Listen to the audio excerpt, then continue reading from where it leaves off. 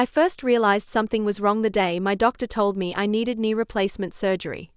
Not because of the diagnosis, after 30 years of standing on my feet as a nurse, my joints had finally given out, but because of the way my husband, Richard, reacted when I told him.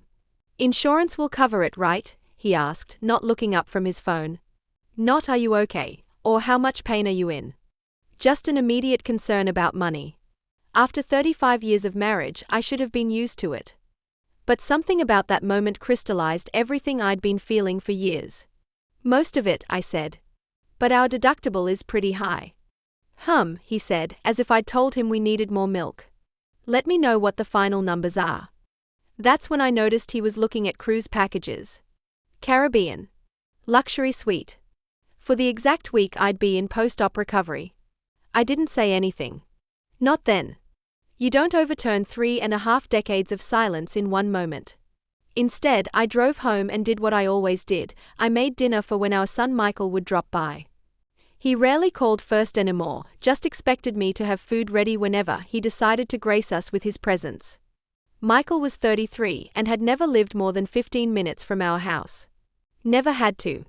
Why would he, when I did his laundry until he was 28? When I watched his children for free while he and his wife Jennifer built their careers? When he could drop by anytime for a home-cooked meal? That night, while cutting vegetables, I remembered the conversation I'd had with Jennifer 3 years ago. It was during the twins' 6th birthday party. I was in their kitchen, washing dishes nobody else seemed to notice were dirty. "You know what's funny?" Jennifer had said, wine glass in hand. "Michael always complains about how controlling his dad is with money, but he's exactly the same way." I'd smiled politely, not revealing that this was the first I'd heard about Richard being controlling with money. In our household, we had an arrangement. I managed the day-to-day expenses, and Richard handled the big-picture finances. Retirement accounts. Investments. It had seemed fair, even progressive for our generation. "You're lucky you have your nursing income," Jennifer continued. "I couldn't imagine asking Michael for a personal allowance like Richard gives you." I nearly dropped the plate I was washing. Allowance? I'd never received an allowance from Richard. Every dollar I spent came from my own paychecks. "What do you mean?" I asked carefully. Jennifer looked uncomfortable suddenly. "Oh. The monthly spending money. Michael mentioned it once." "Sorry, maybe I wasn't supposed to know that." I finished washing the dishes in silence, a cold feeling settling in my stomach. That night, I checked our joint banking account for the first time in years. It showed the expected balance, my direct deposits, the mortgage payments, utilities. Nothing unusual. But then why would Michael think Richard gave me an allowance? 2 days after my doctor's appointment, I took a rare day off work and went to our bank. I asked about any other accounts under Richard's name. The representative was apologetic, she couldn't give me specific information.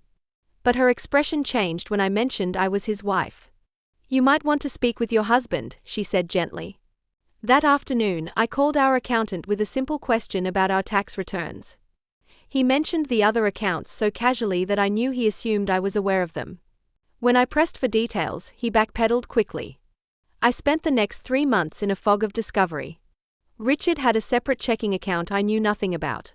So did Michael. They had investment accounts together. There were transfers between them, large ones, dating back to when Michael was in college. Money that should have been in our joint retirement fund was being systematically moved elsewhere. The most devastating discovery came from our daughter, Emily. Unlike Michael, Emily had moved across the country after college. She called less frequently than I would have liked, but when she did, our conversations were meaningful. During one call, I carefully brought up finances. "Dad helped you with the down payment on your house, right?" I asked casually. "Mom, we've been over this," she said with a sigh. "I know you didn't want him to, but that money would have just sat in his account. At least this way it's an investment." I swallowed hard. "Remind me how much it was." "Mum. Please, Emily." 50,000, she said. "But I'm paying him back, I promise." $50,000. Money I never knew we had. Money that could have paid for my knee surgery twice over. "Of course, honey," I said. "I'm glad he could help." After I hung up, I sat in silence for a long time. I thought about the extra shifts I'd picked up over the years. The vacations I never took. The practical car I drove while Richard upgraded to a new model every 3 years. The way I darned socks and clipped coupons and bought generic brands, believing we needed to be frugal for our future. All while Richard had a separate financial life I knew nothing about. That night, I made a decision. I didn't confront Richard or Michael. Instead, I started planning. First, I visited a lawyer, a woman who specialized in late-life divorces. I paid her in cash from a small emergency fund I'd maintained for years. "This happens more often than you'd think," she told me. "We'll need to document everything." And so I did. I became a financial detective in my own marriage. I photographed documents. I recorded conversations where Richard or Michael discussed money. I created a timeline of financial decisions I'd been excluded from. Most importantly, I documented the thousands of hours of unpaid labor I'd contributed to our family while working full-time: childcare, cooking, cleaning, managing Michael's household when the twins were born. While doing this, I also began my second project, reinvention. I contacted an old nursing school friend who'd moved into healthcare administration. Over coffee, I confessed my situation. "I need something that pays better than floor nursing," I said. "My body can't take it anymore anyway." She didn't ask questions about my sudden interest in advancement after decades of turning down promotions to accommodate my family's needs. She just helped me find opportunities. 3 months later, I was offered a position as a nursing director at a new clinic opening across town. The salary was nearly double what I currently made, with better hours and benefits. I accepted on the spot but asked them to delay my start date by 2 months. "I need to tie up some loose ends," I explained. Those loose ends included physical therapy for my knee, which I paid for out of my own savings instead of using our insurance, so Richard wouldn't see the claims. I also began moving essential documents and sentimental items to a small storage unit I rented. Not enough that anyone would notice, just the irreplaceable things. The hardest part was planning the timing. I chose the annual family reunion Richard insisted we host every year, a 3-day ordeal where I cooked and cleaned for 20 people while Richard held court as the generous patriarch. The event he described to everyone as Caroline's special time to shine, as if spending 3 days in domestic servitude was some kind of privilege. For this final reunion, I did everything exactly as expected. I cleaned the house until it gleamed. I prepared Richard's favorite foods. I smiled and served and cleaned up messes. I listened to his sister complain about her housekeeping service and his mother criticize my flower arrangements. I watched Michael and Jennifer arrive 3 hours late with the twins, bringing nothing but their appetites and expectation of being served. On the second night, after dinner, Richard called for everyone's attention. He stood at the head of the table, champagne glass in hand. "I have an announcement," he said, beaming. "After 40 years of dedicated service, Caroline is finally retiring from nursing next month." My head snapped up. This was the first I'd heard of it. "I've been telling her for years that it's time to relax," he continued. "And finally, she's agreed. We'll have to tighten our belts a bit without her income, but I think we'll manage." He winked at Michael, who smiled knowingly. The rest of the family applauded. Richard hadn't consulted me about this decision. Hadn't even mentioned it as a possibility. He'd simply decided it was time for my income to stop. I smiled tightly and excused myself to get dessert from the kitchen. Once alone, I took a deep breath and checked the time. The email I'd scheduled would be sending in exactly 5 minutes. When I returned with the pie, my phone dinged with an incoming email, the response I'd been waiting for. I set down the dessert and took my seat at the far end of the table, opposite Richard. "Before we have dessert," I said, my voice surprisingly steady, "I have an announcement of my own." The table fell silent. I never made announcements. "Richard is right that I'm making a career change," I said. "But I'm not retiring. I've accepted a position as Director of Nursing at the new West Side Medical Center." Richard's smile faltered. "What?" "But we discussed." "We didn't discuss anything, Richard," I said calmly. "You decided." I reached under my chair and retrieved a folder I'd placed there earlier. I opened it and removed several documents.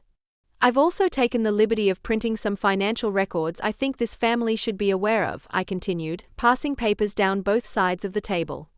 "These show the separate accounts Richard has maintained throughout our marriage, as well as the transfers to Michael and Emily over the years." The room had gone completely silent.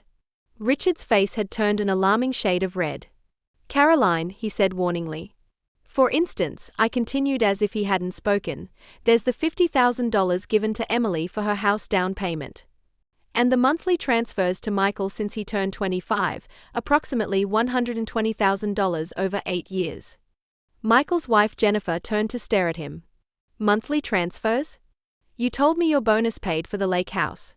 I smiled thinly. There's also the vacation property in Florida that Richard purchased 3 years ago. I believe he and Michael have enjoyed several fishing trips there. Richard stood up so quickly his chair fell backward. That's enough. These are private family matters. Yes, they are family matters, I agreed. Which is why it's strange that I, a member of this family and your wife of 35 years, knew nothing about them. I turned to my mother-in-law. Elaine, did you know that while I was picking up extra night shifts to help pay for the twins' preschool tuition, Richard and Michael were planning a fishing lodge purchase? Elaine looked uncomfortable. Richard said you weren't interested in those decisions. Interesting. I nodded. Richard, would you like to explain why I needed to work double shifts if we had enough money for real estate investments and loans to our children? You're making a scene, he hissed. No, I'm finally ending one, the scene where I pretend we are equal partners. I stood up and retrieved one final envelope from the sideboard. These are divorce papers. And the monthly transfers to Michael since he turned 25, approximately $120,000 over 8 years. Michael's wife Jennifer turned to stare at him. Monthly transfers? You told me your bonus paid for the lake house. I smiled thinly. There's also the vacation property in Florida that Richard purchased 3 years ago. I believe he and Michael have enjoyed several fishing trips there. Richard stood up so quickly his chair fell backward. That's enough. My lawyer will contact yours tomorrow. The room erupted. Richard was shouting. His sister was trying to usher the younger children out. Michael was stammering excuses to Jennifer. I raised my hand and surprisingly, they fell silent. I've accepted the position across town, but I've also been offered a second option, a consulting role in Seattle. I'm leaving tomorrow to look at apartments there. Emily, I'd love to be closer to you and the baby. That is, if you'd want me nearby. Emily, who had been silently crying, nodded vigorously. You can't just leave, Richard sputtered. What about the house? The bills? Michael needs you to watch the twins on Thursdays. I looked at him evenly. I've prepared a binder with all the household information, account numbers, service providers, the children's schedules. It's on my desk. The same desk where I've paid our household bills for 35 years, using my nursing salary while you apparently saved yours. I picked up my purse and a small overnight bag I'd hidden in the coat closet earlier. Michael, I said, turning to my son, you should know that my babysitting services have been worth approximately $35,000 per year based on current rates. I've included an invoice for the past 3 years in your folder. Jennifer let out a short, surprised laugh, then covered her mouth. Mom, Michael started, you can't be serious. We are family. Yes, we are, I agreed. Which is why I trusted you both. That was my mistake. I walked to the door, then turned back one last time. You know what the saddest part is? If you had ever just asked me, included me in these decisions instead of hiding them, I probably would have agreed. I've always wanted what's best for this family. The betrayal isn't that you spent the money. It's that you decided I didn't deserve to know about it. The silence was deafening. Enjoy the pie, I said. I won't be here to serve it. I walked out to my practical 10-year-old car where my essential belongings were already packed in the trunk. I didn't look back at the house where I'd spent 35 years of my life, building a home for people who had excluded me from their true financial lives. My phone rang as I pulled away. It was Emily. Mom, she said, her voice thick with tears. I had no idea. I'm so sorry. It's not your fault, honey. Yes, it is. I should have asked more questions. Where are you staying tonight? Can I call you tomorrow? I'm at the Marriott by the airport. And yes, I'd like that. After we hung up, I drove in silence, feeling strangely light. My knee ached, I still needed that surgery, but for the first time in years, I felt like I could finally breathe. The next morning, I woke to 37 missed calls and texts. I ignored them all except Emily's. We talked for an hour, really talked in a way we hadn't in years. She told me Jennifer had taken the twins and gone to her mother's house. Michael was frantically calling accountants. Richard had locked himself in his office. Dad's freaking out about the financial records you shared, she said. Apparently, there were some tax implications he didn't want exposed. I smiled grimly. My lawyer had mentioned that might be the case. 1 week later, I was in Seattle, touring apartments with Emily. My new consulting offer had come through, with a signing bonus that would cover my knee surgery and recovery. 2 weeks after that, Richard's lawyer contacted mine with a settlement offer far more generous than I had expected. Apparently, the threat of a financial audit during divorce proceedings was persuasive. Michael sent a series of increasingly desperate texts, culminating in a long email apologizing and offering to make things right. I didn't respond immediately. Some betrayals need time. 6 months later, my knee had been replaced, I was settling into my new job, and I had a small but comfortable apartment 10 minutes from Emily and my grandchild. Richard had agreed to sell the house and split the proceeds, something he'd initially refused to consider. On Christmas, the first one in 35 years that I hadn't spent cooking and cleaning for Richard's family, I received a card from Jennifer and the twins, with a note saying they missed me. Michael had signed it too with a postscript, "I understand now. I'm sorry it took losing you to see what you gave us." I placed the card on my mantle, next to the photo of my new nursing team and the diploma from the management course I'd completed. My phone chimed with a text from my lawyer. The house had sold, and the money would be in my account after New Year's. Outside my window, Seattle was blanketed in snow. Emily would be arriving soon with the baby for our quiet dinner, a meal I was cooking because I wanted to, not because it was expected. I thought about Richard, alone in the apartment he'd had to rent when the house sold. About Michael, finally facing the consequences of his entitlement. About the family reunion that wouldn't happen this year because no one was willing to host it without my labor. And for the first time in decades, I felt not just anger or hurt but peace. I had rebuilt my life on my terms. The revenge wasn't leaving them, it was finally valuing myself enough to stop accepting less than I deserved. I had been silent for 35 years. Now they would have a lifetime to listen to the echo of my absence.